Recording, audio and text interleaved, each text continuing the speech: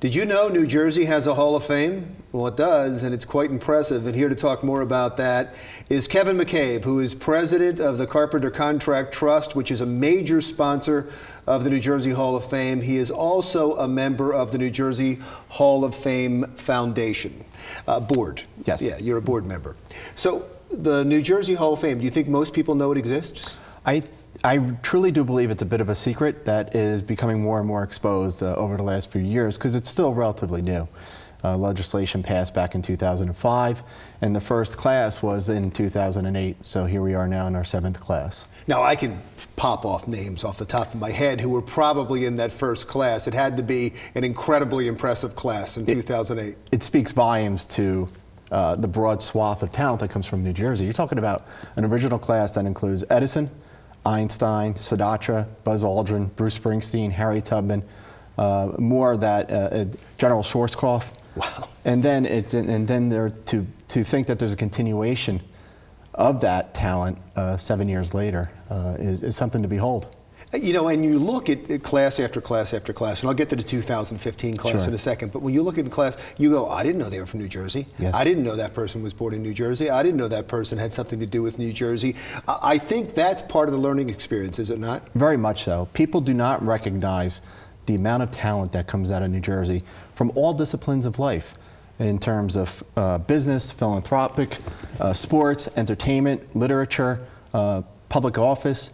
If the people from New Jersey, the talent, has effectuated society from New Jersey for many, many years. Let's talk about the 2015 class now. It is still pretty impressive. After all these years, you still have a depth of talent to put into the Hall of Fame. Have a depth of talent for sure. You got James Fenimore Cooper, you got Anna Quinlan, who is noted writer, and James Fenimore Cooper, of course, a noted novelist. You have dignitaries such as the late Senator Frank Lautenberg, those who've served in the military, like Colonel Jack Jacobs, a Medal of Honor recipient. You have those from sports world, like Dick Vitale from New Jersey, that everyone knows from ESPN, Derek Jeter, who was born in New Jersey.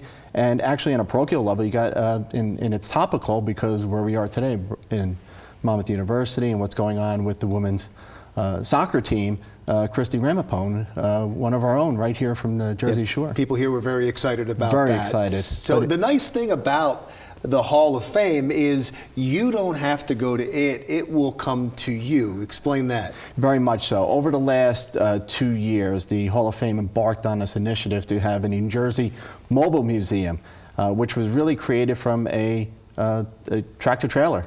And what they did was deconstructed a tractor trailer and constructed this 80-foot wide, 80-foot long, 25-foot wide, 100,000 square foot mobile museum, which is an interactive mobile museum, to where they have things and artifacts like Les Paul's guitar and Bruce Springsteen lyrics. And when you take the tour, you just cannot understand the depth and scope and really take a breath to understand the amount of talent that comes from New Jersey. And you bring this to schools, and I know part of your goal, part of your mission is to make this part of a curriculum, to make it a learning and research experience for kids. Explain that. It really is geared towards the K through 12, and it really serves as a tool, an educational tool, for those, as a curriculum, for our education, for our students to understand the history of New Jersey and those who come out of New Jersey, and affect society as a whole that we know it today. I mean, Buzz Aldrin walked on the moon. He is from New Jersey.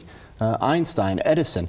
And it really does allow for the students to say, oh, I did not know that. And by the way, the potential for that individual to say within themselves, boy, there's always a hope, there's always a potential, what I can do to be one day maybe on the walls of this museum. Oh, that's great. How do you find out where it's going to be? How do you find out more about the New Jersey Hall of Fame Museum? You go to the New Jersey Hall of Fame website, and what you do is you can register or you actually work through your school as well to petition the New Jersey Hall of Fame to bring the museum to your school.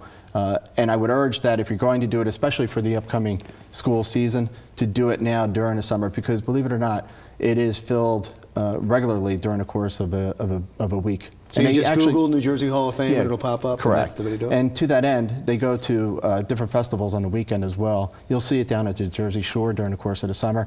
But the amount of participation that has taken place has actually exceeded our expectations. Great. Thank you so much for being here. Thank you so much. I Really really appreciate appreciate it. Kevin McGabe, who is president of the Carper Contractor Trust, a major sponsor of the New Jersey Hall of Fame, and he is also a board member. That wraps it up for the Jersey Matters for this week. Stick around for another thing.